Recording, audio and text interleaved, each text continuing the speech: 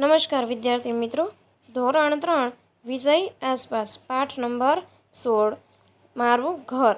હવે આપણે જોઈએ કે પોતે કુટુંબમાં સાથે જ્યાં રહેતા હોય તે રહેઠાણને આપણે મકાન કે ઘર કહીએ છીએ, બરાબર ને? હવે રહેઠાણ આપણને ગરમી, ઠંડી અને વરસાદથી રક્ષણ આપે છે. જો આપણું ઘર હોય તો એ આપણને બચાવે ને, વરસાદથી બચાવે, ઠંડીથી વરસાદ આવે ત્યારે આપણે ઘરમાં રહી શકીએ, ઠંડી પડે તો પણ આપણે આપણા ઘરમાં ગોદડા ઓઢીને રહી શકીએ છીએ, બરાબર ને? માનવીનો ઉછેર ઘરમાં થાય છે. ઘરથી ભાઈચારો, પ્રેમ અને સામાજિક જીવનનો પાયો નંખાય છે. ઘર લોકજીવનને હર્યું ભર્યું રાખે છે. એટલા માટે જ કહેવાય છે કે ધરતીનો છેડો ઘર. મકાન વિવિધ પ્રકારના હોય છે. લોકો પોતાની કમાણી પ્રમાણે વિવિધ પ્રકારના મકાનો બનાવે છે અને તેમાં રહે છે. કેટલાક પ્રદેશોમાં ત્યાંના વાતાવરણને અનુલક્ષીને મકાન બનાવવામાં આવે છે, જેથી સુખેથી જીવન જીવી શકાય છે.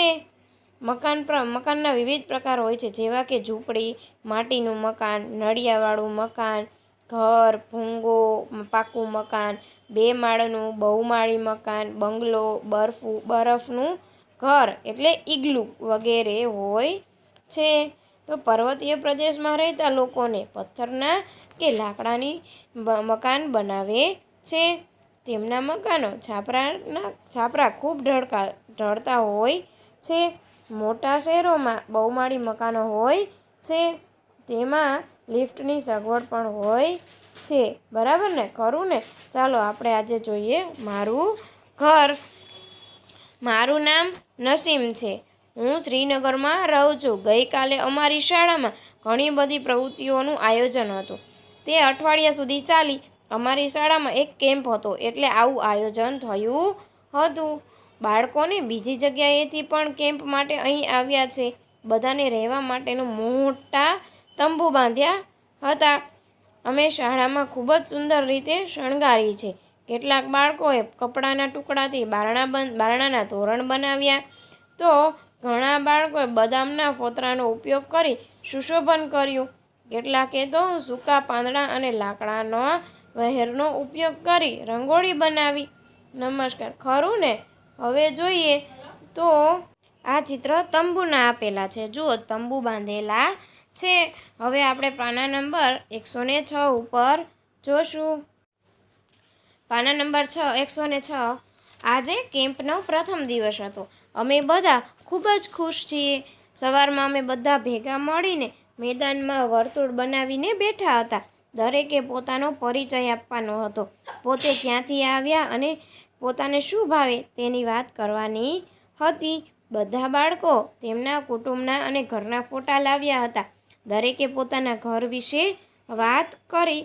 હવે જુઓ, કોનો પહેલો વારો આવ્યો? ભૂપેનનો. કોનો વારો આવ્યો? ભૂપેનનો. હવે ભૂપેને પોતાનો પરિચય આપતા કહ્યું કે સૌપ્રથમ વાંસ કે લાકડાના ઘરમાં રહેનારને શું ધ્યાનમાં રાખવું પડે? તો શું કામ? જો, હું આસામના મોલન ગામથી આવ્યો છું. અમારે ત્યાં ખૂબ જ વરસાદ હોય છે, તેથી અમારા ઘર મેદાનમાં 10 થી 12 ફૂટ ઊંચા હોય છે. બાંધવામાં આવે છે તો તે મજબૂત વાંસના થાંભલા પર બનાવવામાં આવે છે. અમારા ઘરના અંદરના ભાગમાં પણ લાકડાના બનેલા હોય છે. ઘરમાં આવવા માટે લાકડાના દાદર બનાવેલા હોય છે અને રાત્રે દાદર લઈ લેવામાં આવે છે, બરાબર ને? હવે જોઈએ તો જુઓ કે ભૂપેન જ્યાં રહે છે ત્યાં ઘરના થાંભલા કેમ વાંસના બનાવેલા હોય છે. ભૂપેન જ્યાં રહે છે તે આસામમાં રહે છે, અને ભૂપેન જ્યાં આસામમાં રહે છે ત્યાં ખૂબ જ વરસાદ પડે છે, તેથી ઘરો વાંસના થાંભલા ઉપર બાંધવામાં આવે છે, જેથી તે જમીનથી ઘણા જ ઊંચા રહે અને વરસાદના પાણીથી પણ બચી શકાય છે.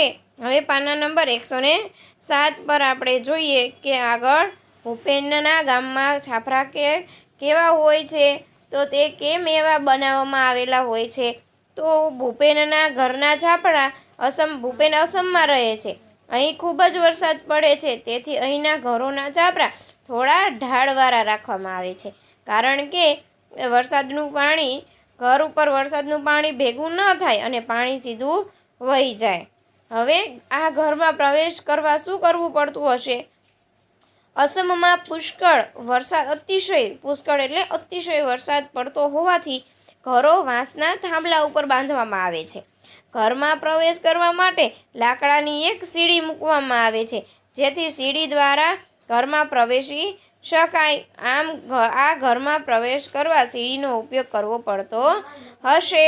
હવે ભૂપેનના ઘરમાં રાત્રે દાદર કેમ લઈ લેવામાં આવતું હશે? દાદર એટલે સીડી.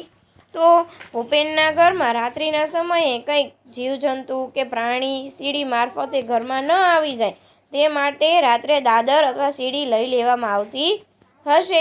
પથ્થરના ઘર બનાવવામાં શું અગવડ પડે છે? તો પથ્થરના ઘર બનાવવામાં જમીનમાં પાયા ખોદીને બનાવવા પડે છે, અને અસમમાં ખૂબ જ વરસાદ પડતો હોવાથી પથ્થરનું ઘર જમીન પર બનાવવામાં આવે તો વરસાદનું પાણી ઘરમાં ઘૂસી જાય, તેથી ઘરમાં રહી શકાય નહીં. અને લાકડાની જેમ પથ્થરના ઘરને ટેકાથી બનાવાતું નથી. આમ ભૂપેન જ્યાં રહે છે ત્યાં પથ્થરના ઘર બનાવવામાં અગવડતા પડે છે. બરાબર ને? હવે જુઓ કોનો વારો આવ્યો? હવે ચમેલીનો વારો આવ્યો. હવે ચમેલી જો શું કહે છે? ચમેલી ક્યાંની છે? તો એણે કહ્યું કે હું મનાલીથી આવું છું. આ પર્વતીય એક પ્રદેશ છે. અમારે ત્યાં ખૂબ જ વરસાદ પડે છે અને બરફ પણ પડે છે. જ્યારે ખૂબ જ ઠંડી હોય ત્યારે અમને સૂર્યના તડકામાં બેસવું ખૂબ જ ગમે છે. અમારા ઘરમાં પથ્થરો અથવા લાકડાના બનેલા હોય છે. ચમેલીનું ઘર કયા વિસ્તારમાં છે? તો ચમેલીનું ઘર મનાલીમાં છે, જે પર્વતીય પ્રદેશ છે. ચમેલી અને ભૂપેનના ઘરના છાપરામાં શું સમાનતા છે? તો ચમેલીના રહેઠાણનો પ્રદેશ મનાલી છે અને ભૂપેન અસમમાં રહે છે. બંનેના રહેવાવાળા વિસ્તારમાં પુષ્કળ વરસાદ પડતો હોવાથી તેમના ઘરના છાપરા ઢાળવાળા હોય છે. આ સમાનતા છે. હવે આ વિસ્તારમાં છાપરા કેવી રીતે ઉપયોગી છે?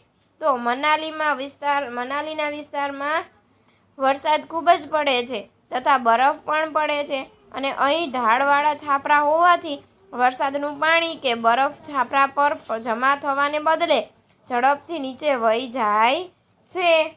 હવે જો પાકા મકાનમાં રહેવાથી કયા કયા લાભ થાય છે? તો પાકું મકાન આપણને ઠંડી, ગરમી અને વરસાદથી બચાવે છે. પાકા મકાનમાં આપણને ચોરી અને લૂંટફાટની બીક રહેતી નથી. ખબર છે ને, ચોર આવીને ઘરમાંથી ચોર લૂંટી જાય છે. જીવજંતુ કે હિંસક પ્રાણીઓનો ડર સતાવતો નથી. પાકા મકાનમાં આપણે અને આપણું કુટુંબ સુખ શાંતિથી રહી શકે છે. વાવાઝોડું કે તોફાનથી પણ આપણને કશું નુકસાન થતું નથી. પાકા મકાનમાં રહેવાથી આપણા જાનમાલનું રક્ષણ થાય છે. માટે આપણે પાકા મકાનમાં રહેવું જોઈએ. જો મિતાલી અને અનુજે કહ્યું કે મિતાલી અને અનુજ રાજકોટથી આવ્યા છે. તેઓએ દરેકને રાજકોટના ચિત્રો બતાવ્યા અને એક ચિત્રમાં ઊંચી બિલ્ડિંગો જોઈ ભૂપેને કહ્યું, ઓહ, કેટલા ઊંચા મકાન! તમે લોકો કેવી રીતે ચઢો છો? તો જુઓ, આ અલગ છે. ભૂપેન અસમમાં રહેતો હતો એટલે એને તો આ બિલ્ડિંગો જોઈને નવાઈ લાગે ને, ખરું ને? હવે જોઈએ આપણે ભાગ 2ની અંદર 109 પાના નંબર.